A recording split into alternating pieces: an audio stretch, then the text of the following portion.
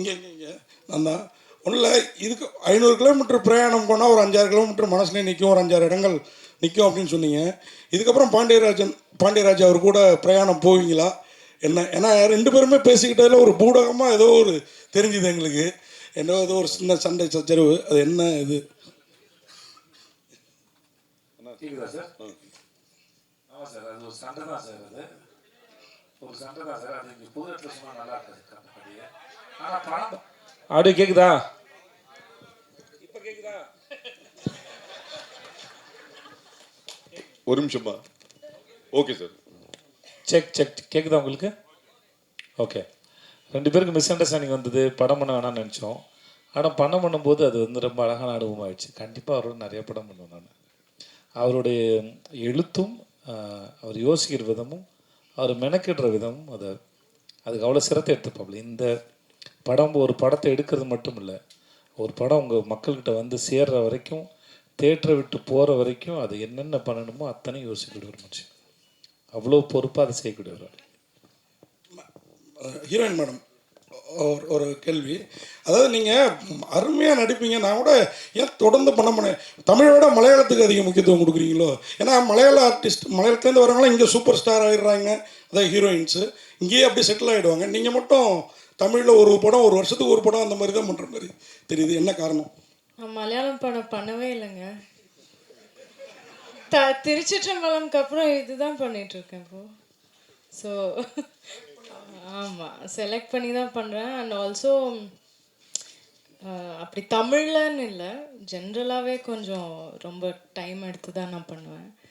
And also நான் மலையாளம்லேருந்து இல்லை, நான் பெங்களூரியன். ஸோ எல்லா பாஷையும் பேசுவேன் நான். தமிழ் வந்து மலையாளத்துக்கு விட பெட்டராக பேசுவேன் தமிழ். விஜய் சேவி சார், இந்த படம் தலைவின் தலைப்பு டைரக்டரும் பேசும்போது சொல்லிட்டாரு, டைவர்ஸை பற்றி நிறைய பேசுதுன்னு. கணவன் மனைவி ரிலேஷன்ஷிப் தான் அப்படிங்கிற மாதிரி தெரியுது. ஆமாம் சார். ஒரு 5 வருஷம் 10 வருஷம் ஆகிட்டுனா கணவன் மனைவிக்குள்ள ஒரு அண்டர்ஸ்டாண்டிங் வரும். இவங்க இப்படி தான் திருந்த மாட்டாங்க, நம்ம அட்ஜஸ்ட் பண்ணணும், விட்டு கொடுக்கலாம் அப்படின்னு கணவன் மனைவிக்கு ஒரு அண்டர்ஸ்டாண்டிங் வரும். இந்த புதுசாக வரவங்களுக்கு நிறைய சண்டை பிரச்சனை, அது இப்போலாம் நிறைய டைவர்ஸ் ஆகுது. உங்களோட அனுபவத்தில் ரிலேஷன்ஷிப், கணவன் மனைவி ரிலேஷன்ஷிப் நல்லா இருக்குன்னா என்ன செய்யணும், எப்படி விட்டு கொடுக்கணும், என்ன மாதிரி போகணும்னு சொல்லுவீங்க சார்? முதல்ல இது வந்து இதுக்கு ஒரு பொதுவாக சொல்கிறதுக்கு எதுவும் இருக்கான்னு எனக்கு தெரியாது. ஏன்னா அது 2 பேருடைய தனிப்பட்ட பர்சனல். ஓகே. ஆனால் சில சமயம் நம்மளாம் முடிவு எடுக்கிறோம்ல, பண்ணிக்கலான்னு தோணுது, சில சமயம் சண்டை போடலான்னு தோணுது. அது டைம் கொடுத்து பார்க்கலான்னு இருக்குது, வேகமாக இல்லாமல் கொஞ்சம் டைம் கொடுத்து பார்க்கலான்னு இருக்குது. அதுவுமே அவங்களுடைய சொந்த இதுதானே ஒரு முடிவு தானே ஒழிய வெளியிருந்து ஒருத்தர் சொல்ல முடியுதில்லை. பட் அவசரப்பட வேணாங்கிறது தான் அதிகபட்சம், வேறு ஒன்றும் இல்லை. கொஞ்சம் டைம் கொடுத்து பார்க்கலாமா அப்படிங்கிறது வேறு ஒன்றும் இல்லை. விஜய் சேதுபதி சார், இப்போ நீங்கள் வந்து ஒரு மிகப்பெரிய பக்குவப்பட்ட நடிகர், இண்டஸ்ட்ரி பற்றி எல்லா விஷயங்களும் தெரியும். தெரியாது சார்? இல்லை தெரியும். இல்லை, நான் என்ன சொல்கிறேன்னா, ஒரு படத்துக்கு ஒரு நடிகர் கமிட் ஆகும்போது சம்பளம் வாங்குறீங்க, எல்லா வசதிகளும் இருக்குது. என்ன வசதி சார்? இல்லை, என்ன வசதி அது உங்களுக்கு தான் தெரியும். நான் சொல்கிறேன், அப்புறம் சொல்கிறேன். நீங்கள் இல்லை என்னன்னா, படத்தில் நடிக்கும்போது கஷ்டங்கள் இருக்கும், சண்டை போட்டேன், இது பண்ணல, எனக்கு பிடிக்கல, ஒத்துக்கலை அப்படிங்கிற விஷயம் மற்ற நடிகர்கள் சொல்லலாம். ஆனால் இப்போ நீங்களே வந்து கஷ்டப்பட்டு சண்டையாச்சு, மறுபடியும் சிறப்பாக நடந்துச்சு அப்படிங்கிற ஒரு மனநிலையும் சொல்கிறீங்க. அது உங்கள் வாயிலேருந்து வரக்கூடாதுன்னு நாங்கள் எதிர்பார்த்தோம். ஐயா இல்லையா, நான் இதுதான் அது ரொம்ப முக்கியமான விஷயம். 2 பேருக்குள்ள ரொம்ப நாளாக இருந்த மனஸ்தாபம் வந்து, நான் சொன்ன வார்த்தையை நீங்கள் கவனிச்சு நினைக்கிறேன். ஒரு சின்ன வயசில் 2 பேரும் ரொம்ப அழகாக ஒரு பூ மலர்வது போல் மலர்ந்தது அப்படின்னு நான் சொன்னது ரொம்ப அழகாக மலர்ந்துச்சு. ஸோ இங்கே வந்து சண்டைகளும் ரொம்ப நாள் இல்லை, அது புரிஞ்சிக்காமல் இருக்குது. 2 பேரும் ஒரு நாள் புரிஞ்சிக்கும் போது அது தலைவன் மாதிரி ஒரு அற்புதமாக படமாக வளர்ந்து நிற்குதுன்னு தான் அதை சொல்ல வருது. இது சொல்கிறதுல ஒரு பிரச்சனையும் இல்லை. இப்போ எங்களை சுற்றி எங்கள் 2 பேர் நடுவில் ஒரு 100 பேர் இருந்திருப்பாங்களா? 100 பேருக்குமே தெரியும். ஏன் இந்த படம் பண்ணும்போது பாண்டியராஜ் சார்ட்ட வந்து கேட்டிருக்காங்க, உங்களுக்கு விஜய் சேதுபதி செட் ஆகாது, நீங்கள் அவரோட படம் பண்ணுறீங்க. அப்போ 2 பேர் சமாதானம் ஆகிட்டு. 2 பேர் சமாதானம் கூட இல்லை, அப்படி ஒன்றும் சமாதானப்படுத்துற அளவுக்கு ஒன்றும் இல்லை. நடுவில் நிறைய பேர் நிறைய பேசியிருப்பாங்க, ஏதோ ஒரு சண்டைன்னு வச்சுக்கோங்களேன், அவ்வளோதான் வச்சுக்கோங்களேன். ஆனால் சொல்ல வந்த விஷயம் அதில் இல்லை. இப்படி இருந்தால் நாங்கள் ரொம்ப நேசிச்சு ரொம்ப அன்பாக அழகாக ஒரு படம் பண்ணியிருக்கோன்னு சொல்ல வந்தது தான் அதை சொன்னது. டைரக்டர் சார், இந்த படத்தில் வந்து டைட்டில் போட்டு காமிச்சிங்களா, அதாவது ஒவ்வொரு கேரக்டர் பேரும் வந்து புதுசாகவும் தமிழாகவும் இருந்துச்சு. எங்கேருந்து எடுக்கிறீங்க? இல்லை, நிறைய கேரக்டர் என் ஊரில் இருந்து எடுப்பேன். எங்கேயாவது ஒரு பயணம் பண்ணிக்கிட்டு இருக்கும்போது ஏதோ ஒரு புது பேர், பொதுவாக யாராவது சந்திக்கும் போது உங்கள் பேர் என்ன அப்படின்னு கேட்போம்ல, அவங்க சொல்லும்போது அந்த பேர் புதுசாக இருந்துச்சு அப்படின்னா நோட் பண்ணி வச்சுக்குவேன். கேரக்டருக்காகவே கொஞ்சம் கதைக்காக எப்படி தேடல் இருக்குமோ அந்த மாதிரி கேரக்டருக்காகவுமே ஒரு இது இருக்கும். ஒரு தடவை ஒரு பயணம் பண்ணிக்கிட்டு இருக்கும்போது ஈரோடு போய்கிட்டு இருக்கோம். அங்கே வந்து ஒரு கண்ணீர் அஞ்சலி போஸ்டர் இருக்குது. அதில் வந்து யோசனைவதி அப்படின்ட்டு இருந்தது. பாலாஜி சக்திவேல் சாரும் நானும் ஒன்றா போயிட்டு இருந்தேன். பாண்டியராஜ் இங்கே பாருங்கள் உங்கள் படத்தில் உள்ள கேரக்டர் மாதிரி இருக்குது அப்படின்னாரு. ஆமாம் சார்னா அப்புறம் யோசனைவதினியும் நான் நோட் பண்ணி வச்சுக்கிட்டு கேடிபிள் அக்கலாடிரங்களில் சிவகார்த்திகேயன் அம்மா பேர் யோசனைவதின்னு வச்சேன். அந்த மாதிரி சில பேர் வந்து சார் இந்த கேரக்டர் வந்து ஆவரணம் அப்படிங்கிற அந்த படத்தில் ஒரு கேரக்டர் இருக்குல்ல அப்படின்னோன்னா நான் ஒரு இடத்துல பேசிக்கிட்டு இருக்கேன். சார் இந்த பொண்ணு பேர் ஆவரணம் சார், பேர் உங்கள் படத்து பேர் மாதிரி வித்தியாசமாக இருக்குது வச்சுக்கோங்க சார் அப்படின்னாரு. அதை வந்து நோட் பண்ணிக்கிட்டேன். எங்கள் தோட்டத்தில் வந்து ஒரு அக்கா வேலை பார்ப்பாங்க, அவங்க பேர் வந்து அஞ்சுமணி. அது போன இடத்துல வந்து தேவதர்ஷினி கேரக்டருக்கு வந்து அஞ்சுமணின்னு வச்சேன். அதனால் அங்கங்கே கிடக்கிறத புறக்கி எடுத்துக்கிறது தான். டைரக்டர் சார், எனக்கு அந்த கடைக்குட்டி சிங்கத்தில் கண்ணுக்கினியால் வந்து ரொம்ப பிடிச்சி போயிருக்கு. அது ரொம்ப ரொம்ப அழகாக இருந்தது. அது பாண்டியன் பரிசு நாவலிருந்து எடுத்த பேர் சார், சுட்ட பேர் சார். இப்போ இதுலேயுமே வந்து ஆகாச வீரன் பேர் வந்து எழுத்தாளர் இமயம் இருக்கார்ல, அவருடைய சிறுகதையில் அவங்க ஊர் குலதெய்வம் பேர் வந்து ஆகாச வீரன். அப்புறம் வந்து அந்த பேர் எனக்கு ரொம்ப பிடிச்சிருந்தது. அவருக்கு ஃபோன் பண்ணி கேட்டு அந்த சிறுகதையை நான் விலைக்கு வாங்கிக்கிட்டு அந்த ஆகாசன் வீரன் பேரையும் அந்த சிறுகதையில் உள்ள ஒரு சின்ன போர்ஷனையும் அந்த படத்தில் நான் பயன்படுத்தியிருக்கேன். எங்களுக்கு இன்னொரு சர்ப்ரைஸ் என்னென்னா, அந்த சிறுகதையிலிருந்து தான் ஆகாசம் வீர பேர் எடுத்தேன். நாங்கள் ஒரு கோயிலில் போய் ஷூட் பண்ணோம். அந்த கோயில் பேர் வந்து தூண்டிகற்பரன் பேர், ரொம்ப முக்கியமான ஒரு கோயில். அங்கே போய் பார்த்தா ஷூட்டிங் எடுத்துக்கிட்டு இருக்கும்போது ஆகாச வீரன் அப்படின்னோன்னா அங்கே உள்ள பூசாரிகளுக்கெல்லாம் பயங்கர சந்தோஷம். அந்த கோயிலில் உள்ள ஒரு பேர் பார்த்தோம்னா ஒரு விளக்கு மாடம் மாதிரி இருந்தது, அதில் ஆகாச வீரன் வம்சம் அப்படின்னு எழுதியிருந்தது. அந்த பேரத்தை நான் எடுத்து படம் பண்ணிக்கிட்டு இருக்கேன். டைட்டிலே ஆகாச வீரன்லாம் நான் எழுதினீங்களே, எல்லாரும் நிறைய பேர் எழுதியிருந்தாங்க ஆகாச வீரன் தான் டைட்டில் அப்படின்னு. அது எங்களுக்கு பயங்கர சர்ப்ரைஸாக இருந்தது. நான் எங்கேயோ எடுத்தது எந்த இடத்துல போய் ஷூட் பண்ணுறோமோ அங்கே ஒரு ஆகாச வீரன் பேர் இருக்கும்போது எங்களுக்கு பெருசாக நிறைய கனெக்ட் ஆச்சு. அப்படி தான் அங்கங்கே இருந்து எடுத்துக்கிறது தான். டைரக்டர் சார், சொல்லுங்க சார். வச்சு ஒரு பாடல் முழுக்க எடுத்திருக்கீங்க. எனக்கு சார் கொத்து பரோட்டாவை வச்சு ஒரு ஆமாம் சார் எடுத்திருக்கீங்க, நல்லா இருக்கு. ஆனால் அந்த பரோட்டா அதிகமாக சாப்பிட்டா சுகர் வரும்னு ஏதாவது ஜிகே சேர்த்து விட்டுருக்கீங்களா வசனத்தில்? ஆமாம், கார்டு வேணால் போடலாம் சார். இல்லை, எதை சாப்பிட்டாலுமே பரோட்டா மட்டும் இல்லை சார். இன்னைக்கு சார் நம்ம அரிசி சோறு சாப்பிட்டா கூட சுகர் வருதுன்னுலாம் கிளப்பி விடுறாங்க சார். அதனால் வந்து எல்லாத்துலேயுமே இன்னைக்கு உணவு வந்து ஒரு அரசியலாக மாறிடுச்சு. எல்லாத்துலேயுமே வந்து எதை அதிகமாக சாப்பிட்டாலும், பிரியாணி அதிகமாக சாப்பிட்டாலுமே பிரச்சனை வரும் சார். அரிசியை விட மைதா அதிகம், அதனால சொல்கிறேன். வேணா பரோட்டா வரதுல வேணா சொல்லிடுறேன், பரோட்டா அதிகம் சாப்பிட்றது வேணா, புகைப்பிடிக்காதுகள்னு கார்டு போடுறது மாதிரி வேணா பரோட்டா அதிகம் சாப்பிட்றதுன்னு ஒரு கார்டு போட்டுறேன் சார். என்னென்னா சென்சாருக்கு அனுப்பிட்டேன் சார், வேணா ட்ரை பண்ணி பார்க்குறேன் sir. Director sir and hero sir ரெண்டு பேருக்கும் ஃபஸ்ட்டு வந்து இந்த ஸ்கிரிப்ட் எழுதும்போது விஜய் சேதுபதி சார் தான் வரணும், வந்தால் அவர்கிட்ட போய் நம்ம எப்படி அப்ரோச் பண்ணணும்னு சொல்லிட்டு ஒரு விஷயம் இருக்குது. ஏன்னா ஏற்கனவே எனக்கு ரெண்டு பேருக்குள்ள சின்ன ஒரு விஷயம் நடந்துன்னு இருக்குது. அது எழுதும் போது என்ன உங்களுக்கு தோணுச்சு? அப்புறம் சார் உங்களுக்கு டேரக்டர் சார் கால் பண்ணும்போது உங்களுக்கு என்ன தோணுச்சு? இல்லை, நாங்கள் சண்டைக்கு அப்புறம் மிஸ்கின் சாருடைய பிறந்த நாளில் ஒன்று சேர்ந்துட்டோம். அதனால் ஏதோ விளையாட்டுக்கு ஆரம்பித்தோம். தலைப்பே வந்து விஜய் சேதுபதி பாண்டராஜ் சண்டைன்னு தான் வந்துருமோன்னு இதாக இருக்குது. சண்டை உண்மைதான், நடந்தது தான். ஆனாலும் அருவாள் அவர் எடுக்கலை, நான் கத்தி எடுக்கலை, துப்பாக்கி எந்த ஆயுதமும் எடுக்கலை.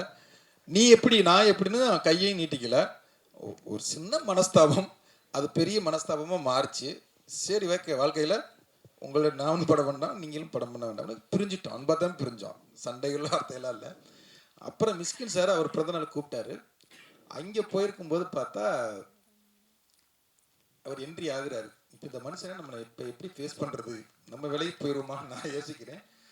அவரும் அந்த மனநில வந்தாரா என்னன்னு தெரில. சரி ஹாய் சொல்லிடுவோமா, இல்லை அப்படியே விலையை ஓரமா, ஒரு ஈகோ இருக்கும்ல, பொதுவாக மனிதனுக்குள்ள ஒரு ஈகோ இருக்கும்ல, அந்த ஈகோ எனக்கு கொஞ்சம் அதிகம் இருக்குன்னு வச்சுக்கங்களேன். ஓடிக்கிட்டே இருக்கு, கேக் வெட்டுவோம் அப்படின்னு மிஸ்கின் சார் கூப்பிட்றாரு. அப்புறம் அந்த கூட்டத்தோட மிங்கிள் ஆகிட்டேன். இந்த கூட்டத்துக்கு அந்த மனுஷன் நம்மளை பார்க்க போகிறான் அப்படின்ட்டு மிங்கிள் ஆகிட்டோம். திடீர்னு பார்த்தா கேக் வெட்டிக்கிட்டு இருக்கும்போது ஒரு கை வந்து அப்படி கழுத்தோடு இழுக்குது. இழுத்துட்டு பார்த்தா திரும்பி பார்த்தா இவர், என்ன தலைவா,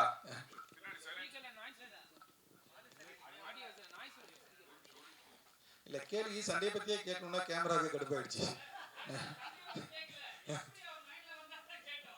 அதனால அந்த அந்த எண்ணத்துல அப்படி பண்ணிட்டீங்க அப்படின்னு சொல்லிட்டு அடுத்து ஒரு படம் பண்ணுவோமான்னு அங்கேயே ஒன்று சேர்ந்துட்டோம். அது அவரே கேட்டுட்டாரு. இல்லத்துல அன்னைக்கு நீங்க கொஞ்சம் அப்படின்னு, இல்லை நீங்களும் கொஞ்சம் அப்படிதான் பேசுனீங்க அப்படின்னு, சரி ஓகே அடுத்து ஒரு படம் பண்ணுவோம் அப்படின்னா, அப்புறம் கதையை வந்து நான் என் கேமராமேன்ட்ட சொன்னேன், இது சேது சார் பண்ணா தான் நல்லா இருக்கும்னா. சேது சாரோட அவன் வந்து நிறைய படங்கள் பண்ணியிருக்கான். அவன் உடனே ஃபோன் அடிச்சு, பாண்டியராஜ் ஒரு சரியான கதை வச்சிருக்கான் கேளுங்க அப்படின்னா, ஓகே வர சொல்லுங்க எனக்கு ஒன்றும் பிரச்சனை இல்லை. கதையை போய் சென்னேன். ஒரு 20 நிமிஷம் தான் ஃபர்ஸ்ட் நான் கதைக்கு சொன்னேன் அவருக்கு. அப்போ வந்து ஒரு ஐடியா, ஒரு இது இருந்தது. கேட்ட உடனே அந்த ஆகாச வீரன், பேரரசி, பொற்சொல்வன், அந்த ஒரு 10 கேரக்டர் பேரும்போதே அவர் ரொம்ப சார் சூப்பராக இருக்கு சார், பேரே ரொம்ப அழகா, ஒரு ரசிக்கிற விதம் இருக்குல்ல, ஒரு கதையை வந்து அவ்வளவு அழகா அதை ரிசீவ் பண்ணி அவ்வளவு அழகா ரசிச்சு, சார் நான் அதை உடனே பண்ணுறேன். அவர் மேனேஜர் குமார் சார் 2 பேரும் தான் கேட்டாங்க. அது கேட்ட உடனே ஒருத்தர் பார்த்து சூப்பராக இருக்கு, நம்ம பண்ணிடுவோம் சார் அப்படின்னு. அப்படிதான் அது அன்பா அழகா ஸ்டார்ட் ஆனது.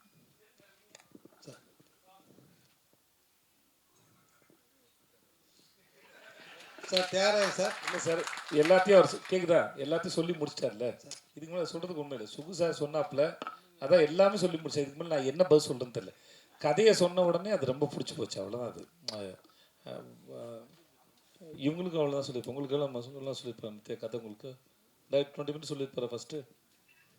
இல்லை ஃபுல் நரேஷன் கொடுத்துருவாங்க. ஃபுல் தானே சொன்னீங்க, ஃபுல் ஸ்டோரி சொன்னீங்க. அவ்வளோதான் இருக்கும். பட் அது கேட்டவுடனே இது எல்லாருக்குமே சரி, அவர் சொல்கிற விதத்துலேயே பிடிச்சிடும், எனக்கு தெரிஞ்சிருக்கேன். சார் தியாகராஜன் சார், இந்த சண்டையில் நீங்கள் எதுவும் பாதிக்கப்படுறீங்களா சார்? சார் நம்ம அந்த டாபிக் வெளியே போகுமா சார்? அது முடிஞ்சு போச்சு சார். அது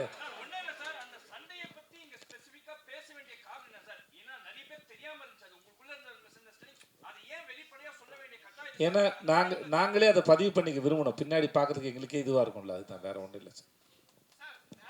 ஒரு நிமிஷம், 3 அங்கே முடிச்சுட்டு வந்துட்டாங்க, அங்கே கேட்குறாங்க. மைக் அங்கே கொடுமா, அங்கே முடிச்சுட்டு இங்கே திருப்பி. சார் வணக்கம். பொதுவாக வந்து உலகத்திலேயே ரொம்ப ஒரு மன நிம்மதி உள்ள மனிதர்கள் வாழக்கூடிய நாடுகள்னு ஒரு 10 சொல்கிறாங்க. அந்த 10 பின்லாந்து, நார்வே, இந்த மாதிரி. அங்கே இருக்கக்கூடிய ஒற்றுமை என்ன அப்படின்னா, கடவுள் மறுப்பாளர்கள் அதிகம், அடுத்தது விவாகரத்துகள் அதிகம். ஆனால் தமிழ் சினிமாவில் பார்த்தீங்க அப்படின்னா, இந்த ஒரு தம்பதி அப்படின்னாலே அவங்க விவாகரத்தே பண்ணக்கூடாது அப்படிங்கிற மாதிரி தான் வருது. அது வந்து யதார்த்த மனநிலைக்கும் ஒரு பெண்ணுரிமைக்கும் எதிரான ஒரு மனப்போக்கா, அது எப்படி இருந்தாலும் அட்ஜஸ்ட் பண்ணி தான் ஆகணும் அப்படிங்கிற மாதிரியான ஒரு ஒட்டுமொத்தமாக கேட்குறேன், உங்கள் படம்ட்டு கேட்கல. அப்படி இல்லாமல் இயல்பான ஒரு விஷயத்தை கொண்டு வந்தா என்ன சார்? முதல்ல நீங்கள் ஒட்டுமொத்தமாக கேட்கலாம், நாங்கள் எங்கள் படத்தில் தான் பதில் சொல்ல முடியும். இந்த படத்தில் நாங்கள் வந்து டிவர்ஸ் பண்ணக்கூடாதுன்னு பேசலை. நாங்கள் ஒரு கதாபாத்திரத்தை எடுத்து அதுக்குள்ளே இருக்கிற இஷ்யூ தான் ஹேண்டில் பண்ணியிருக்கோம். ஸோ அந்த சுச்சுவேஷன் வரும்போது என்னவா இருக்குது, என்ன முடிவு எடுக்கிறாங்கன்னு சொல்லியிருக்க மொழியை. அப்புறம் இது வந்து நாங்கள் பெண் சுதந்திரத்துக்கு அகைன்ஸ் எல்லாம் நாங்கள் செய்யவே இல்லை. அது ஒருத்தர் தனிப்பட்ட சுதந்திரம் தான் ஒழிய அதை பற்றி நாங்கள் கமெண்ட் பண்ணல. நாங்கள் எப்பவுமே ஒரு கதை சொல்லும்போது அந்த கதாபாத்திரம் வருது, அந்த கதாபாத்திரம் அதுக்கு என்ன ரியாக்ட் பண்ணுறாங்க அதை பற்றி தான் சொல்கிற மொழியை. இப்போ நீங்கள் சொல்கிற மாதிரி எடுத்துக்கின்னு வச்சுக்கோங்களேன், அது அவங்களுடைய சொந்த வாழ்க்கை என்ன பிரச்சனை, அவங்க ஏன் விவகாரத்துக்கு போனாங்க, அந்த பிரச்சனை எடுத்து நாங்கள் கன்வின்ஸ் பண்ணல. நாங்கள் இன்னொருத்தர் வாழ்க்கை பிரச்சனை எடுத்து நாங்கள் கன்வின்ஸ் பண்ணி இது கட்டாயம் சேர்ந்து வாழ்னு சொல்ல வரல. நாங்கள் இந்த பிரச்சனையும் இவங்கள பற்றி தான் பேசுகிறோம். ஓகே தானே sir? Thank you sir. So Nithya Menon, உங்களுக்கு கொஸ்டின். ஸோ நீங்கள் தமிழில் படங்கள் ரொம்ப சூஸியாக பண்ணுறதா கேள்விப்பட்டோம். அண்ட் இந்த படம் ஜென்ரலாக நீங்கள் சூஸியாக படங்கள் பண்ணுறீங்க. ஸோ டிரெக்டர் பாண்டியராஜ் கதை சொல்லும்போது உங்களுக்கு ரொம்ப அட்ராக்ட் பண்ண விஷயம் வந்து கதை, ஃபர்ஸ்ட் எடுத்துன கதையா இல்லை விஜய் சேதுபதி பாண்டியராஜ் காம்பினேஷனா, என்ன விஷயம்? இல்லை 100% கதை தான் எனக்கு ஃபர்ஸ்ட் முக்கியம். ஆனால் ஓகே. அண்ட் அதே மாதிரி நீங்கள் வந்து நேஷனல் வாங்கினதுக்கப்புறம் ஒவ்வொரு இயக்குநர்களும் கதை சொல்ல வரும்போது ஆரம்பிக்கிற விஷயம் என்ன, இந்த படம் பண்ணவங்க உங்களுக்கு கண்டிப்பாக ஒரு அடுத்த நேஷனல் அவார்டு கன்ஃபார்ம் அப்படின்னு ஆரம்பிக்கிறாங்களா, எப்படி ஆரம்பிக்கிறாங்க? ஏன்னா ஜென்ரலாக ஒரு ஹீரோனை கதை சொல்லும்போது உங்களுக்கு மேடம் இல்லை, நான் கதை சொல்லும்போது அவங்க நேஷனல் அவார்டு வாங்கலைங்க, நான் அப்படி சொல்லவே இல்லை. முன்னாடி தான். ஸோ இந்த படத்துக்கு நாங்கள் எதிர்பார்க்கலாம், நேஷனல் அவார்டு எதிர்பார்க்கலாமா? ஏன்னா நீங்கள் சமயம் பண்ணியிருக்கீங்கன்னு சொன்னாங்க. அது என் கையில் இல்லையே. சரி, ஒரு கொஸ்டின் விஜய் சேதுபதி உங்களுக்கு. ஸோ ஜென்ரலாக ஒவ்வொரு ஹீரோனும் பாலாஜி தானே? பாலாஜி ரொம்ப நாள் கழிச்சு பார்க்குறேன் நினைக்கிறேன். ரொம்ப வருஷம் கழிச்சு பார்க்குறேன் உங்களை. ரொம்ப நாள் கழிச்சு நான் வரேன். ரொம்ப வருஷம் ஆச்சு, பார்த்து ரொம்ப வருஷம் இருக்கு. ஆமாம், எப்படி இருக்கீங்க? நல்லா இருக்கும் பாலாஜி. தேங்க்யூ. இப்போ நான் ராஜ் டிவியில் ஹெட்டாக ஒர்க் பண்ணுறேன். நான் சன் மியூசிக்கில் ஹெட்டாக இருந்துட்டு இப்போ ராஜ் மியூசிக்ஸில் ஹெட்டாக ஒர்க் பண்ணுறேன். பார்த்தே பல வருஷம் இருக்குமே, அதான் கேட்டேன், ஆச்சரியமா இருக்கு. 2 வருஷம் லண்டன் போயிட்டு இடல, அதனால தான். Okay, thank you. லண்டன்ல எப்படி இருக்கு? நல்லா இருக்கு, நல்லா. தேங்க்யூ. ஸோ இந்த படத்தில் வந்து நீங்கள் சேர்ந்து ஒர்க் பண்ணியிருக்கீங்க. ஹீரோயின் நித்யா மேனன், 2 பேரும் காம்பினேஷனில் வந்து ஒரு மறக்க முடியாத விஷயம். ஏன்னா ஒவ்வொரு ஹீரோனுக்கும் ஒரு அழகான கெமிஸ்ட்ரி இருக்கும். ஸோ இதில் சொல்லுங்கள் ஜென்ரலாக என்ன விஷயம்? ஏன்னா ட்ரெய்லர் பார்க்கும்போது ரொம்ப க்யூட்டாக அழகாக இருக்குது. கீழே கமெண்ட்ஸ்லாம் பார்த்தேன், ட்ரெய்லரில் பயங்கர பாசிட்டிவாக இருக்குது. 2 பேர் காம்போக்கு அவ்வளோ அழகான ஒரு ஃபீட்பேக் இருக்குது. எப்படி செட்டில்? இல்லை முதல்ல வந்து இது எழுதப்பட்டதான் சார். முதல்ல என்ன எழுதியிருக்காங்களோ அதுதான் ஒன்று. ரெண்டாவது வந்து அது ஒரு பேப்பரில் இருக்கிறத ஒரு ஆக்டர் எவ்வளோ தூரம் புரிஞ்சுக்கிறாங்களோ அதுக்கப்புறம் தான் அதில் வந்து சரி. டைரக்டர் சொன்ன மாதிரி, என் கூட இருக்க நிறைய பேர் நடிக்கும்போது சொன்ன மாதிரி, இது பார்க்கறதுக்கும் சரி ரொம்ப நிஜமாக இருக்குது. சண்டை போடும்போது சரி, கொஞ்சிக்கும் போதும் சரி, இல்லை ஒருத்தர் மிஸ் பண்ணிக்கிற மாதிரி இருந்தாலும் சரி, அது அந்த பேப்பரில் இருக்கிறத அதோட ஃபீலை எங்கள் டைரக்டர் என்னவா நினச்சி எழுதினாருங்கிறத ஒரு ஆக்டர் புரிஞ்சிக்கும் போது அதுக்கு உயிர் வருதுன்னு நான் நம்புகிறேன். ஸோ அதை ரொம்ப பண்ணக்கூடிய ஜெகஜால கில்லாடி வந்து நித்யா மேம். ஸோ வாழ்த்துக்கள். ட்ரெய்லர் ரொம்ப ப்ராமிசிங்காக இருந்தது. வாழ்த்துக்கள். ரொம்ப நாள் கழிச்சு உங்களை பார்த்ததில்ல, சந்தோஷம். லண்டன் பிராணத்தை பற்றி புத்தகம் எதாவது வெளியிட்டிங்கன்னா கண்டிப்பாக என்னை கூப்பிடுங்க, நான் வரேன். Thank you so much. வாழ்த்துக்கள் பாலாஜி. ஹீரோ சார் இங்கே சார் சொல்லுங்கள் சார். மாஸ்டராக நடிச்சிருக்கீங்க. சமையலுக்காக ஏதாவது ஹோட்டலில் போய் கற்றுக்கிட்டீங்களா எப்படி சார்? சரி, என் ஆஃபீஸ்லேயே பக்கத்தில், என் ஆஃபீஸ் விரும்பாக்கல சார், பக்கத்தில் ஒரு ஹோட்டலில் இருந்து அவங்க மூடின ஹோட்டலோட ப்ராப்பர்ட்டி இருந்தது. பரோட்டா கல் இது இருந்தது. மாஸ்டர் வர வச்சு ஒரு 2 months கிட்ட நான் ப்ராக்டிஸ் பண்ணேன் சார். நான் பரோட்டா போடுவேன் சார். நான் கைத்தொழில் ஒன்றை கற்றுக்கொள், கவலை உனக்கில்லை ஒத்துக்கொள், இந்த மாதிரி சார். எனக்கு இனிமேல் வந்து என்னம்மா இல்லைம்மா அதெல்லாம் ட்ரை பண்ணுவோம். அது ஒரு நாள் இவங்கெல்லாம் சாப்பிட்டாங்க. நீ தான் சாப்பிட்ட, என் ஆஃபீஸ் எல்லாம் சாப்பிட்டாங்கம்மா. சாரும் சாப்பிட்டாரு. இந்த தண்ணிக்கு போல தர்பூசணி பரோட்டா வந்து நல்லாயிருக்கும். நாங்கள் பைனாப்பிள் ட்ரை பண்ணோம், அது திரிஞ்சு போச்சுமா, அது வேலைக்கு ஆகல. ஸோ அதனால் இன்னொரு கேள்வி. ஹோட்டல் பேர் வந்து உங்கள் தங்கச்சி பேரில் இருக்கு, அது உங்கள் பேர் வைக்க சொல்லி நீங்கள் டைரக்டர்கிட்ட கேட்கலையா? ஹோட்டலுக்கு பேர் எப்பவுமே தியாக மனப்பான்மை கொண்டவன் சார். தான் நேசிக்கும் பெண்களுக்காக தான் சகோதரியோ தாயோ மனைவியோ மகளோ அவர்கள் பேரில் வச்சு அவங்கள மனம் குளிர வைக்கிறது தான் நம்மளுடைய சந்தோஷம் சார். அதனால் ஸோ ராகவர்த்தனின் பேரரசி ஆனதான் படத்தில் பிரச்சனை சார். அது படம் பாருங்க, உங்களுக்கு தெரியும் சார். பாண்டியராஜன் சார் இங்கே சார் லெஃப்ட். எங்கிட்ட எனக்கு ரைட்டு சார். சரி. இந்த தலைவன் தலைவி டைட்டில் அதுவே ரொம்ப கேட்சியாக இருக்குது. அது மாதிரி உங்களோட படத்தில் மட்டும் இவ்வளோ பெரிய ஒரு நட்சத்திர பட்டாளங்கள் இவ்வளோ பெரிய வச்சு வேலை வாங்குறது எப்படி? ஒவ்வொருத்தருக்குமே ஒரு இம்பார்ட்டன்ஸ் சார். கடைசியாக ஒரு சீன் ஒரு அவர் கூட மனசில் நிற்கிற மாதிரியான கேரக்டர் வைஸும் சரி, அந்த பேர் வைஸுமே சரி, அதுக்கான இந்த ஹோம்ஒர்க் பற்றி சொல்லுங்கள் சார். இல்லை, அது ஒவ்வொரு கதை எழுதும் போதும் இந்த படத்தில் 10 கேரக்டருக்கு மேலே இல்லை ஒரு 5-6 கேரக்டருக்கு மேலே இருக்கக்கூடாதுன்னு தான் எழுதுறேன். ஆனால் அது நிறைய வந்து சேர்ந்துருது. அப்புறம் சேர்ந்ததுக்கப்புறம் அந்த கேரக்டர்களுக்கு ஒரு முக்கியத்துவம், ஏன்னா நம்மளை நம்பி வந்திருக்காங்க. அது ஒரு சீனா 2 சீனாங்கிறது இங்கே முக்கியமே கிடையாது. ஏன்னா தமிழ் சினிமாவில் வந்து நிறைய படங்களில் ஒரு சீன் நடிச்சுட்டு ஒரு படம் ஃபுல்லாக நடித்தவங்கள விட பேர் வாங்கிட்டு போகிறவங்களாம் இருக்கிறாங்க. அப்போ அந்த ஒரு சீனில் இல்லை 2 சீனில் அவங்களுக்கு என்ன முக்கியத்துவம் கொடுக்குறோம் அப்படிங்கிறதுக்காக அதில் ஒரு ரைட்டிங்காக நான் ஷூட்டிங் போகிறது ரொம்ப ஈஸியாக எடுத்துடுவேன். ஆனால் ஷூட்டிங் போகிறதுக்கு முன்னால் ரைட்டிங் வந்து நான் அதுக்கு ஒரு டைம் எடுத்துக்குவேன். ஃபஸ்ட்டு ஒரு வெர்ஷன் எழுதுவேன், அது 2வது வெர்ஷன் 3வது வெர்ஷனாக. இப்போ அந்த தலைவன் தலைவி வந்து 18வது வெர்ஷன் தான் படமாக எடுத்திருக்கோம். நான் சேது சார்ட்டே காமிச்சேன். ஏன்னா ஃபஸ்ட்டு ஒன்று தோன்றது பூரா எழுதிடுறது, அப்புறம் 2வது கொஞ்சம் ஃபில்டர் பண்ணுறது, அப்புறம் அதுக்கு 3வது வெர்ஷனில் வந்து இன்னும் கொஞ்சம் பெட்டர்மெண்ட் பண்ணுறது. ஃபஸ்ட்டு ஹீரோ ஹீரோனை மட்டும் ஃபோக்கஸ் பண்ணி போகிறது, அப்புறம் அடுத்தடுத்த கேரக்டர்னா லேயராக ஒரு டைம் எடுத்துக்குவேன். எழுத்துக்கு தான் எனக்கு அதிகம் டைம். ஏன்னா ஷூட்டிங் எனக்கு ஏன் இவ்வளோ ஸ்பீடாக போகிறேன்னா, எனக்கு நான் ஸ்கிரிப்டில் எனக்கு பேப்பர் வந்து தெளிவாக இருக்குது எனக்கிட்ட. அதனால வந்து நான் ஈஸியாக போயிடுறேன், ஓடுறதுக்கு எனக்கு ஈஸியாக இருக்குது. அதனால் எனக்கு ஷூட்டிங்க்கு முன்னால் ப்ரீ ப்ரொடக்ஷனில் வந்து நான் தெளிவாக கேரக்டர் எழுதுறதுனால எனக்கு ஈஸியாக இருக்கும். டேரக்டர் சார், அப்புறம் விஜய் நீங்களும் இப்போ வந்து நீங்கள் டைட்டில் வச்சுக்கிறீங்க, பின்னாடி ஒரு ஹார்ட் எப்போவே ரெண்டு பேரும் அப்போ தான் கரெக்டாக இருக்கும். அது 2 கத்தி வச்சுருக்கீங்க. எப்போவுமே வந்து ஹஸ்பண்ட் ஒய்ஃப்ல சண்டை வந்தால் கருந்தி ஏதாவது ஒரு சட்டி தான் பறக்கும். கத்தி வச்சுக்கிறீங்க எதனால? வார்த்தை கத்தி மாதிரி சார், குத்தி கிழிச்சிடும் சார், பார்த்து பயன்படுத்தணும் சார். ஏன்னா அப்புறம் வந்து சொல்லுவாங்க சார், தீனால் சுட்ட புண்ணு உள்ளாரும் மாறாது, நாவினால் சுட்ட வடு, அது மாதிரி தான் சார். ஏன்னா அப்புறம் வந்து நீங்க கவிஞர் சார், நீ பேசுங்க சார், நீ கவிஞர் சார். எனக்கு அதெல்லாம் வராது சார், இல்லை வார்த்தை ஜலம்லாம் வராது சார். அப்புறம் யாரு ஒரு படத்துக்கு மொத்தமாக எழுதி முடிச்சுட்டு.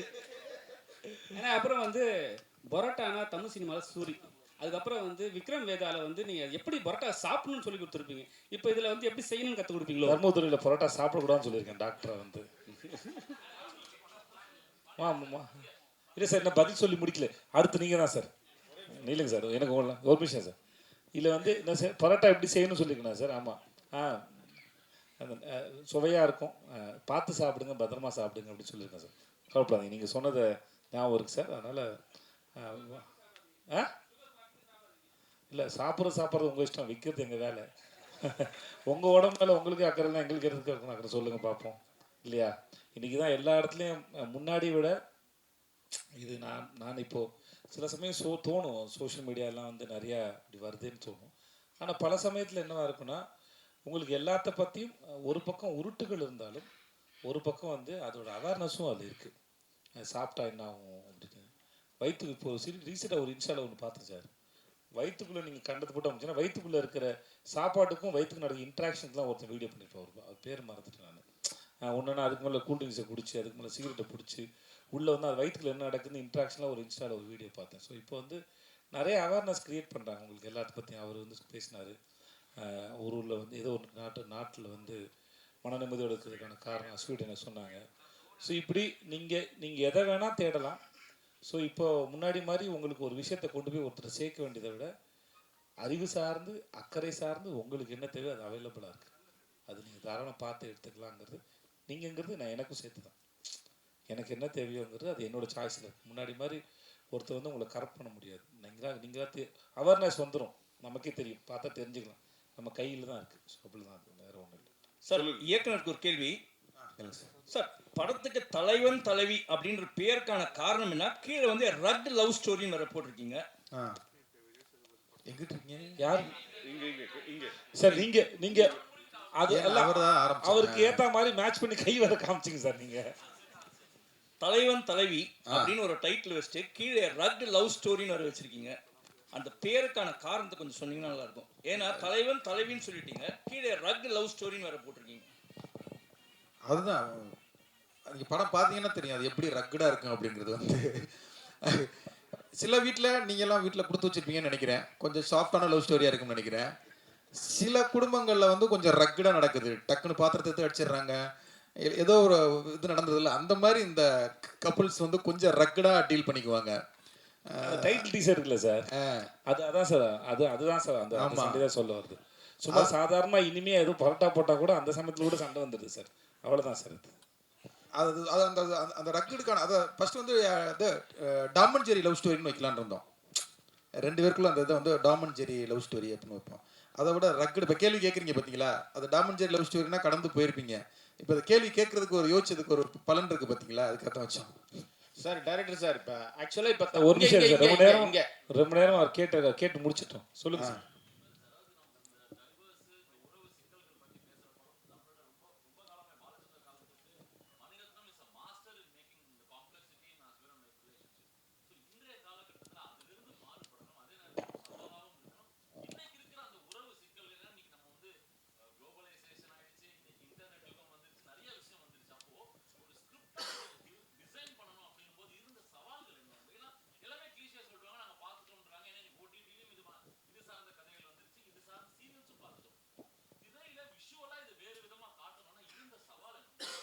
இல்லை, பொதுவாகவே இந்த மாதிரி ஒரு குடும்ப படம் எடுக்கிறோம்னாவே சீரியல் அப்படின்னு ஒரு விமர்சனம் எழுதிடுவாங்க.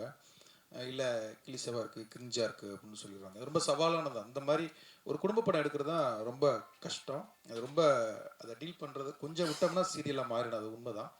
இந்த படமும் ஒரு கணவன் மனைவி உறவை எடுத்து பேசும்போது கொஞ்சம் விட்டோம்னா ட்ராமாவாக மாறிடும். அதுதான் சொல்லலை, ரைட்டிங்க்குன்னு டைம் எடுத்துக்கிட்டேன். அதை நீங்கள் படம் பார்க்கும்போது தெரியும், நிறைய கனெக்ட் ஆகக்கூடிய விஷயங்கள் நிறைய வந்து அதுக்குள்ளே இருக்கும். இன்னொன்று, இதை வந்து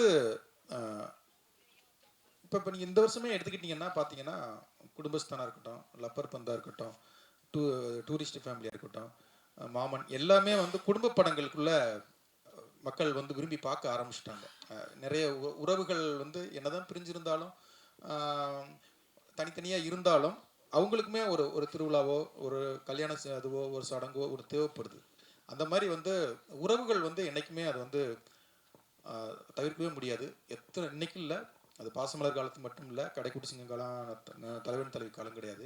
இன்னும் 10 வருஷம் சென்றும் இந்த படங்கள் ஜெயிச்சுக்கிட்டே தான் இருக்கும். ஏன்னா நம்ம எல்லாருமே எமோஷ்னல் இடியட்ஸ் தான், எமோஷ்னலுக்கு நம்ம அட்டாச் பண்ணிடுவோம். இப்போ நான் சமீபத்தில் வெளியில் வந்து ஒரு ஃபாரின் போயிருந்தேன், அங்கே 2 டால்ஃபினை வச்சு ஒரு ஷோ பண்ணியிருந்தாங்க. அந்த டால்ஃபின் வந்து அதுக்கு உணவு அந்த டைம் வரைக்கும் போட்டு கொடுக்காம வச்சுருப்பாங்க போல். அந்த அந்த 2 மீனை தூக்கி போடுவாங்க, அந்த டப்புக்குன்னு பிடிக்கும். அதுக்கப்புறம் ஒன்று சொல்லுவாங்க, அது போய் டைவ் அடிக்கும், பலூனை கொண்டு வந்து மேலே போடும். ஒரு ஷோ பண்ணிக்கிட்டே இருக்காங்க. ஆனால் ஒவ்வொரு தடவை அது பண்ண அந்த 2 மீன் பீஸை தூக்கி போட்டுக்கிட்டே இருப்பாங்க. அந்த மீன் பீஸ்க்காக அது அவங்க சொல்கிறது பூரா கேட்குது. அது பயங்கர எமோஷனாக இருந்தது.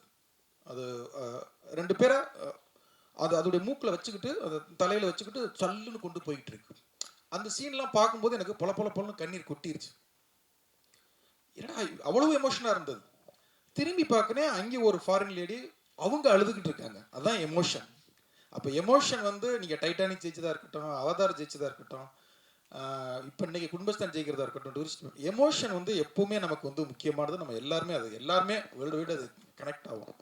அது இந்த படத்தில் நிறைய கனெக்ட் ஆகிருக்கு. அதான் ஷூட்டிங் பார்க்குறவங்க எல்லாருமே இது எங்கள் ஸ்டோரி, இது எங்கள் அண்ணன் கதை மாதிரி இருக்குது அப்படின்னாங்க. அப்போ நம்ம ஈஸியாக அந்த குடும்பத்துக்குள்ளே வந்துடும்ல, அதை கண்டிப்பாக ஜெயிக்கிறதுக்கான எல்லாமே இருக்குதுல்ல. சார் இயக்குனர் சார், இங்கே கோடங்கி பேசுகிறேன். வணக்கம். நல்லா இருக்குல்ல? நல்லா இருக்கேன் சார். சார் ஆக்சுவலாக இப்போ தமிழ் சினிமாவுடைய சமீபத்திய ட்ரெண்ட் என்னென்னா, பேன் இண்டியா ஃபிலிம் இல்லைனா பயங்கரமாக அடிதடி, வெட்டு, குத்து, ரத்தம் எல்லாமே பார்த்தீங்கன்னா அந்த மாதிரியான படங்களாக போயிட்டு இருக்கும்போது, நீங்கள் பெரும்பாலும் ஃபேமிலி அஃபெக்ஷனாகவே நிறைய படங்களை கொண்டு போயிட்டு உறவு விஷயங்களை, உறவு சிக்கல்களை எப்படி நம்ம ஒருத்தருடைய அந்த அஃபெக்ஷன் எப்படி அப்படின்றத தொடர்ந்து பண்ணிக்கிட்டே வரீங்க. இன்னைக்கு இருக்கிற தயாரிப்பாளர்களும் இந்த மாதிரி உறவு சிக்கல் படம் இல்லைனா ஒரு ஃபேமிலி அஃபெக்ஷன் படம் எடுக்கிறதுக்கு தயாராகவே இல்லைன்னு தான் சமீபத்திய படங்கள் நமக்கு உணர்த்துது. பெரிய பிரபலங்கள் இப்போ நம்ம சேதுபதி அவர்கள் மாதிரிலாம் பெரிய நடிகர்கள்லாம் பெரும்பாலும் பார்த்தீங்கன்னா அவங்க ஒத்துக்கிறாருன்னா எல்லா படத்துக்கும் ஒத்துக்கிறார். அதாவது என்னன்னா நல்ல கண்டென்ட் இருந்தால் ஒத்துக்கிறாரு. மற்ற பெரும்பாலான நடிகர்கள் பேன் இண்டியாவாக இருக்கணும், அந்த லாங்குவேஜ் இந்த லாங்குவேஜ் எல்லாரையும் போட்டுட்டு இருக்காங்க இல்லையா. இந்த கதையை இவ்வளவு ஒரு நல்ல ஒரு ரிலேஷனாக கரெக்டாக ஃபேமிலியாக இருக்கிற அஃபெக்ஷன் கதையை எப்படி தயாரிப்பாளரை எப்படி நீங்கள் இம்ப்ரெஸ் பண்ணீங்க? இந்த கதையை எப்படி சார் ஒத்துக்கிட்டார் தயாரிப்பாளர் சார்? இல்லை, அவங்க ஏற்கனவே விசுவாசம் பண்ணியிருக்காங்கல்ல, அதுக்காகத்தான் இந்த கம்பெனிக்கு நாங்கள் வந்தோம். அந்த கதை அப்படிங்கும்போது குமார் சார் ஒரு 3 ப்ரொடியூசர் சொன்னார். ஆனால் இந்த கதையை உடனே அவங்க ஒத்துக்குவாங்க அப்படின்னு நாங்கள் இருந்ததுக்கு, ஏன்னா அவங்க பண்ணதுக்குள்ளே அந்த இது எல்லாமே இருக்குது. இல்லை, அன்றைக்கி ப்ரொடியூசர் ஒத்துக்க மாட்டாங்கலாம் கிடையாது. இன்னொன்று பாண்டியராஜ்னா பசங்க வச்சு தான் படம் பண்ணுவார்னு ஒன்று இருந்தது. அதை உடைக்கிறதுக்காக கஷ்டப்பட்டு போய் பண்ணால் இப்போ குடும்ப படங்கள் மட்டும்தான் பண்ணுவார்னு இருக்கு. இதையுமே உடைக்கணும் அப்படின்னா நான் சேது சார்கிட்ட வேற ஒரு கதை ஒன்று சொல்லி வச்சுருக்கேன். அது சுத்தமாக ஃபேமிலியாக இருக்காது. ஆனால் தயாரிப்பாளர்கள் உங்களுக்கு குடும்ப கதை நல்லா வரும் சார், நீங்கள் குடும்பம் பண்ணுங்கன்னு தான் கேட்குறாங்க. என்னை மீட் பண்ணுற ப்ரொடியூசர்ஸ், ஹீரோஸ் எல்லாமே அது குடும்ப கதைகள் தான் இது பண்ணுறாங்க. அதனால் ஹீரோக்கள் குடும்ப கதைகளை அவாய்ட் பண்ணுறதோ ப்ரொடியூசர்ஸ் அவாய்ட் பண்ணுறதோ கிடையாது. அது எல்லாருக்குமே இன்னைக்கு தலைவன் தலைவி பயங்கரமாக ஓடிடுச்சு அப்படின்னா எல்லா ஹீரோலுமே இதே மாதிரி ஒன்று. இப்போ கடைக்குட்டி சிங்கம் ஓனதுக்கு அப்புறம் சிவகார்த்திகன் சார் கடைக்குட்டி சிங்கம் மாதிரியே ஒரு படம் பண்ணுங்கிறது தான் நம்ம வீட்டு பிள்ளை. இப்போ தலைவன் தலைவி ஓடிடுச்சு அப்படின்னா அடுத்த ஹீரோக்கள் தலைவன் தலைவி மாதிரி ஒரு படம் பண்ணுங்கன்னு தான் கேட்பாங்க. அதனால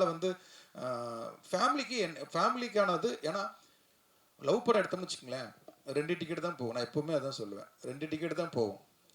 ஹாரர் எடுத்தோம்னா ஒரு 4 டிக்கெட்டு 3 டிக்கெட் போகும். அது ஆடியன்ஸ் பிரிஞ்சு போகும். ஆனால் குடும்ப படம் எடுத்தோம்னு வச்சுக்கோங்களேன், 10 டிக்கெட் 20 டிக்கெட் 40 டிக்கெட் 50 டிக்கெட்லாம் போகும். படம் பிடிச்சிருச்சுன்னா வாட்ஸ்அப் குரூப்பில் போட்டாங்கன்னா அது பிச்சுக்கிட்டு போயிட்டே இருக்கும். அப்படித்தான் கடைக்குடி சிங்கத்துக்குலாம் டிக்கெட் கிடைக்கல, நம்ம ஓடி பிடிச்சா டிக்கெட் கிடைக்கல. அதே மாதிரி அதுக்குன்னு ஒரு ஆடியன்ஸ் இருக்காங்க. அந்த ஆடியன்ஸ் தான் நம்ம இந்த படத்துக்கான இது. அவங்கள டார்கெட் பண்ணுறது எங்களோட இதுவும் கண்டிப்பாக இது. அதாவது ஃபேமிலி படம்னு மட்டும் எதுக்கு ரெக்கார்ட் லவ் ஸ்டோரி போட்டிருக்கோம்னா, இது லவ் பண்ணுறவங்களுக்கு நிறைய கனெக்ட் ஆகும். ஏன்னா ஃபர்ஸ்ட் ஹாப்பில் லவ் எபிசோடு நிறைய வச்சுருக்கோம். ஆஃப்டர் மேரேஜுக்கு முன்னால் பிஃபோர் மேரேஜ் நிறைய சீன்ஸ் இருக்குது. அதனால் எல்லாருக்குமான படம் அது கண்டிப்பாக இருக்கும்.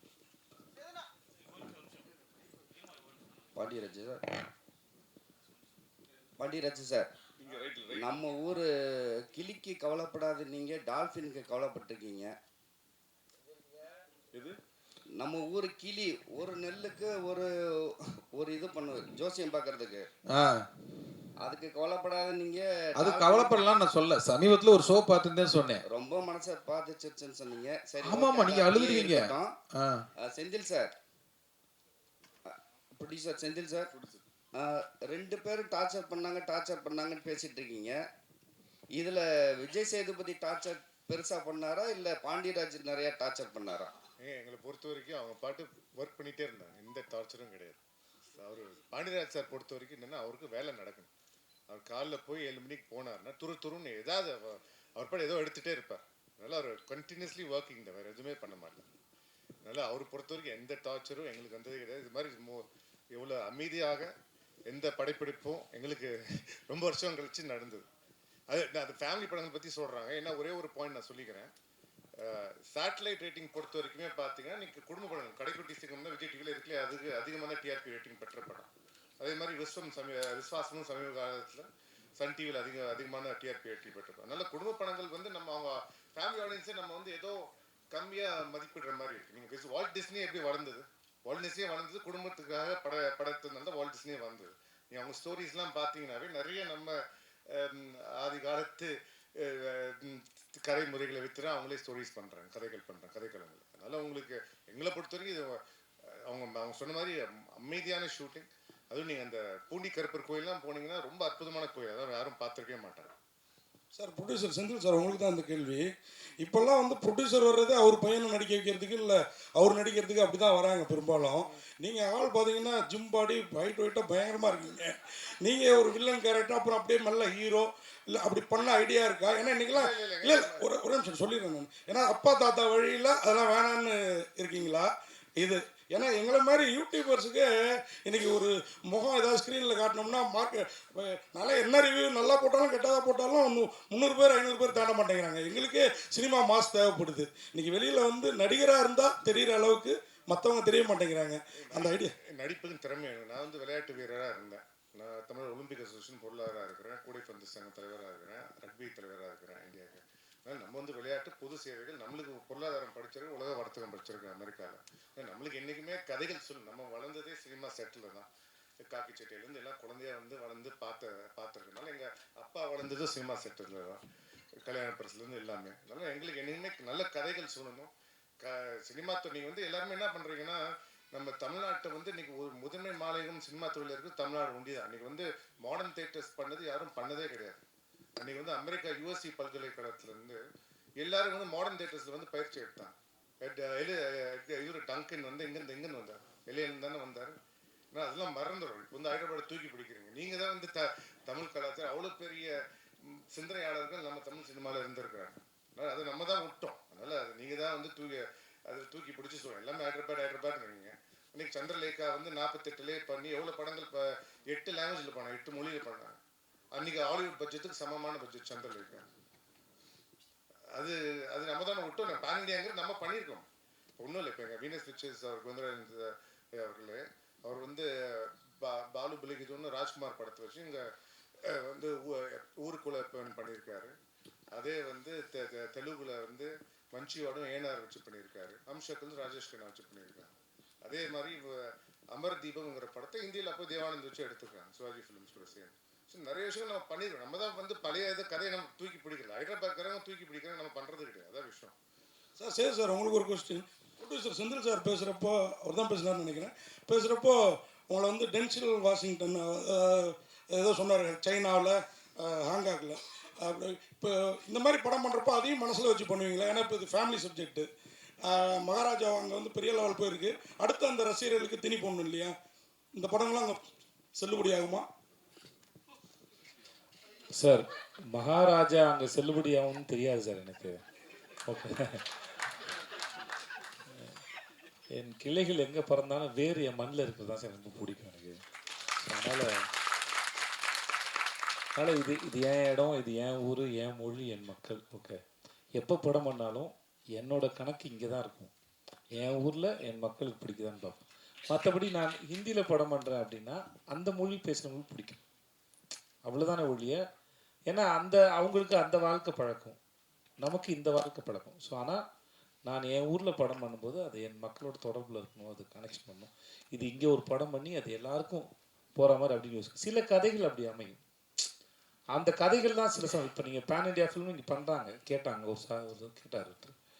சில கதைகள் வந்து எங்கே வேணால் அது வாட்டுக்கு பிரயாணம் பண்ண முடியும். சில கதைகள் அது மண் சார்ந்திருக்கு. இன்னமும் அங்கே போனால், நான் ஒரு நாள் விக்ரம் டப்பிங் போயிருந்தபோது ஒருத்தர், அவர் பீகார்காரன்னு நினைக்கிறேன், அவர் அங்கே டப்பிங் ஷோ வேலை பார்க்குறவர். அவர் கருப்பன் படத்தை வந்து ஃபோனில் தீவிரம் பார்த்துட்டுருக்காரு. நான் அதோட அப்போ அப்போ என் படத்தை பார்த்துருந்தாரு. என்னை பார்த்தோன்னே சொன்னாப்புல, உங்கள் படத்தை பார்த்துருக்கேன்னு சொன்னார். ஏன்னா நம்ம எந்த படத்தையும் வந்து அதோட ரூட்டடாக அதோட மண் சார்னு சொல்லும்போது அது எல்லா இடத்துலையும் கனெக்ட் ஆகும். அதுக்கு இப்போ நம்ம காந்தாரை பார்க்கும்போது எல்லாருக்கும் பிடிச்சிருந்ததில்ல. அது அங்கே இருக்கிற எனக்கு அதுக்கு மேலே அந்த நாட்டார் தெய்வத்தை பற்றி தெரியாது. ஆனால் அந்த படம் பார்க்கும்போது எனக்கு அது அவ்வளோ கனெக்ட் ஆச்சு. இந்த மாதிரி எந்த ஊர் கதையாக இருந்தாலும் சரி, அது அந்த ஊரோட முழுக்க உயிரோடு இருக்குது, அந்த மண் சார்ந்து இருக்குன்னா அது உலகத்தில் எங்கே வேணால் போய் சேரும். ஏன்னா குமாரா சார் ஒன்று அழகாக சொல்லுவார், லோக்கல் தான் ஃபாரின். அந்தந்த ஊரோட லோக்கல் தான் ஃபாரின் இல்லையா? அவ்வளோதான். விஜய் சேவி சார் ஒரு நிமிஷம் சார், இது உணர்வு சம்மந்தப்பட்ட படம் இல்லை, உணர்வு சம்மந்தப்பட்டதுனால கேட்குறோம். இந்த யூடியூப் ரிவ்யூலாம் வந்த பிறகு இல்லை சார், இது உணர்வு சம்மந்தப்பட்ட படம். சரி, உணவும் இருக்கனால கேட்குறோம். இந்த யூடியூப் ரிவ்யூலாம் வந்த பிறகு குழந்தைகள் வீட்டில் வந்து சாப்பாடு அது என்னென்னமோ சாப்பிடுறாங்க, வயிறு பிரச்சனை, ஒபிசிட்டி. சென்னையில் நீங்கள் பார்த்தீங்கன்னா அவ்வளவு பிரியாணி கடைகள் அவ்வளவு வந்துட்டு. இதை பற்றி என்ன நினைக்கிறீங்க? ரெண்டாவது உங்கள் உணவு முறை என்ன கொஞ்சம் சொன்னீங்கன்னா. இல்லை சார், ஒன்று வந்து இது இப்போ முன்னாடி பதில் சொல்லிட்டேன். அவங்கவுங்க குடும்பத்து மேலே அவங்க எடுத்து அக்கறை சார். வெளியேருந்து யாரோ வந்தாலும் அவங்கள வந்து கெடுக்கிறதுலாம் ஸ்பாயில் பண்ண முடியாது. அது நம்ம எடுக்கிறது தானே சார் முடிவு. சாய்ஸ் உங்களோட தானே. இன்றைக்கி போய் சாப்பிடலாம் வேணாமா, என் குழந்தைக்கு இது வாங்கி கொடுக்கலாம் வேணாமா, இல்லை நான் சாப்பிடலாம் வேணாமாங்க அப்படிங்கிறது நான் தானே தேர்ந்தெடுக்கிறேன். வேறு இவ்வளோ கடைகள் வந்தாலும் என்ன நடந்தாலும் நம்ம தானே முடிவு எடுக்கிறோம். அதை வந்து நாங்கள் படம் எடுக்கிறோம், படம் வந்து எடுத்து உங்களை பார்க்க சொல்லி இன்வைட் தான் பண்ணுறோம். படம் பார்க்குறது உங்களோட சாய்ஸ் தானே. அது மாதிரி தான் இது. யாரையும் கெடுக்கலாம் முடியாது. சொல்லலாம் இல்லை சார். விஜய் லாஸ்ட்ண்ணே, கடைசியாக முடிச்சுக்கலாமா சார்? ஆமாம் லாஸ்ட்ண்ணே. ஏன்னா இப்போ ஓகே, உங்களோட முடிச்சுக்கலாமா? Okay sir. ஏன்னா இப்போ வந்து எப்பவுமே வந்து நல்ல விஷயம் பண்ணால் கூட இப்போ இருக்கிற ஜென்ரேஷன் வந்து ட்ரால் பண்ணுறாங்க. சரிங்களா? ட்ரால் பண்ணி அதை வந்து அவங்க வந்து தப்பான விஷயத்த கொண்டு போகிறாங்க. அவங்களுக்கு எதாவது அட்வைஸ் பண்ண வேண்டியதாக இருந்தால் சொல்லுங்கள். அப்படிலாம் ஒன்றும் இல்லை சார். முதல்ல வந்து யாருக்கு அட்வைஸ்லாம் பண்ண தேவையில்லை. அவங்க இப்போ பண்ண வேலையை மட்டும் ட்ரால் பண்ணல. முன்னாடி பழைய படங்கள் பழைய விஷயங்களை எடுத்து கூட ட்ரால் பண்ணிட்டு தான் இருக்காங்க.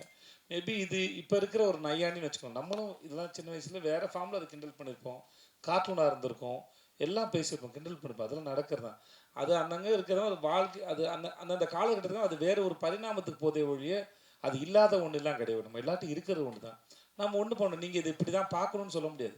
பொது வெளியில் நம்ம வெளியிடுறோம், அது அவங்க வேறு ஒரு கோணத்தில் பார்க்குறாங்க. அதையும் சில பேர் ரசிக்கிறாங்க, சில பேர் விமர்சனங்கள் பேர்லையும் சில பேசுவாங்க. அது அவங்களுடைய பாயிண்ட் ஆஃப் வியூ. அதுக்கு எல்லாரும் பதில் சொல்ல முடியாது. நீங்கள் இப்படி தான் என் படத்தை பார்க்கணும்னு சொல்ல முடியாது. அவர்களுக்கு நான் படம் எடுத்து கொடுத்துட்டோம், இல்லை ஒரு வேலை செஞ்சு முடிச்சிட்டோம், இல்லை சமையல் செஞ்சு கொடுத்துட்டோம். மற்றபடி அதை டேஸ்ட் பண்ணுறாங்களோ பார்க்குறாங்களோ அது அவங்களுடைய கருத்து. அதை இப்படி இருக்கணும் அப்படி இருக்குன்னு சொல்கிறது நம்மளோட வேலை இல்லை. மேபி அவங்க சொன்னாங்கன்னா எங்கள் படத்தில் அது இருக்குது போல இருக்குது அப்படின்னா அப்போ நம்ம சரி பண்ணிக்க தான் முயற்சி பண்ண முடியும். இதுக்கு முன்னாடி தான் சொன்னேன், ஊர் வாயை மூட முடியாது, உளவாயை தான் மூடலாம். அதனால ஸோ நம்மக்கிட்டேருந்து வர விமர்சனங்களுக்கு ஓகே, நம்மளை என்ன சரி பண்ணிக்கலாம், பெட்டராக பண்ணலாம் யோசிக்க பெட்டர். லாஸ்ட் கொஸ்டின், லாஸ்ட் முடிச்சு சார்.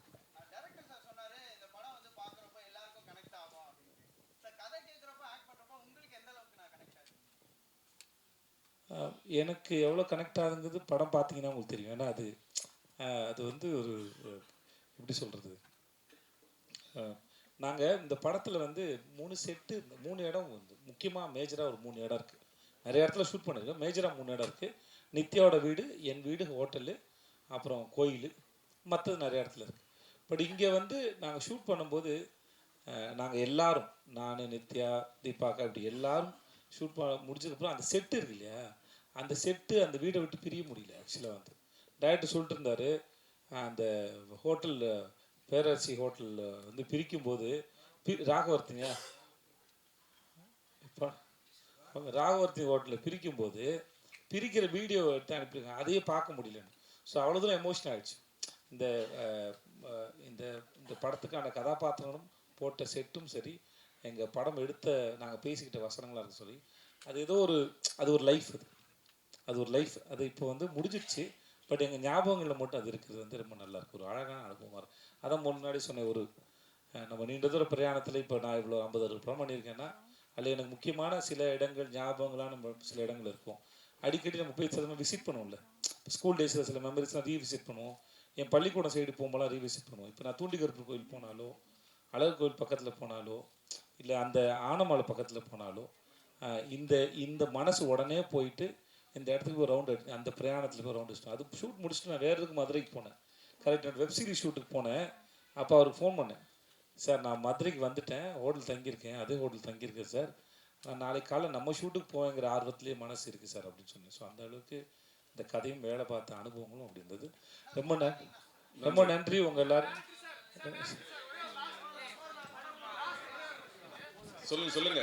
சொல்லுங்க கடைசி கேளுங்க சார். கேளுங்க சார்.